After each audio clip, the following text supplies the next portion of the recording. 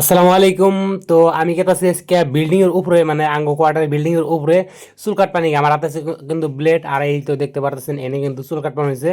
এখন কিন্তু বাজে সকাল 7:30। আমি কিন্তু 7টা বাজে কামের থেকে বাইরে এসেছি আর রাতে 7টা বাজে গেছিলাম আর সকাল 7টা বাজে কামের থেকে বাইরে এসেছি। আর এনে আছে গিয়া ববিদুল মামা প্লাস আরেকটা মামা আর ওই যে ওরা সাইবুল্লাহ চুল কাটে দিতেছে।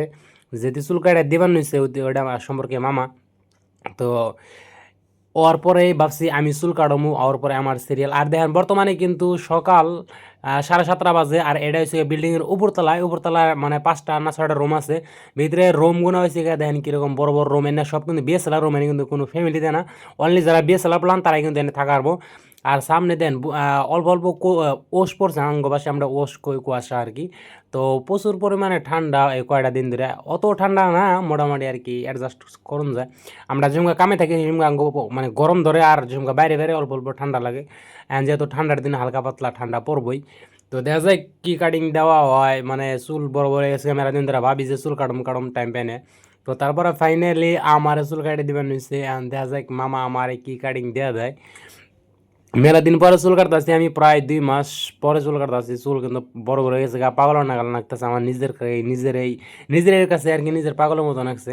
তো ভাবলাম যে আজকে একটু চুল টুল কাটে ফ্রেশ হই। আর চুল যদি কাটপার যায় তাহলে কিন্তু ভাই একবারে সকালের মানে যেদিনকে এই চুল কাটপার যায় সেদিনকে 11টা 12টা বাজে জায়গা ঘুমাইতে ঘুমাইতে 12টা যদি বাজে আবার বরাবর রাতে 7টা বাজে কেমন জানে 12টা বাজে যদি ঘুমাই তাহলে তাহলে তো কী কম মানে ভালো করে ঘুম হয়ে পারছে না।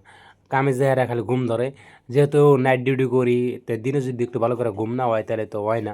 তারপরে চুল কাটা কিন্তু শেষ আর আমি আমার দাড়ি সারি একটু মানে করতেছি আর কি, নিজে নিজেই করবা নিছি নাপিতগিরি, এক কথায় নাপিতগিরি আর কি, নিজেরই একটু ভাব দিবে নিছি।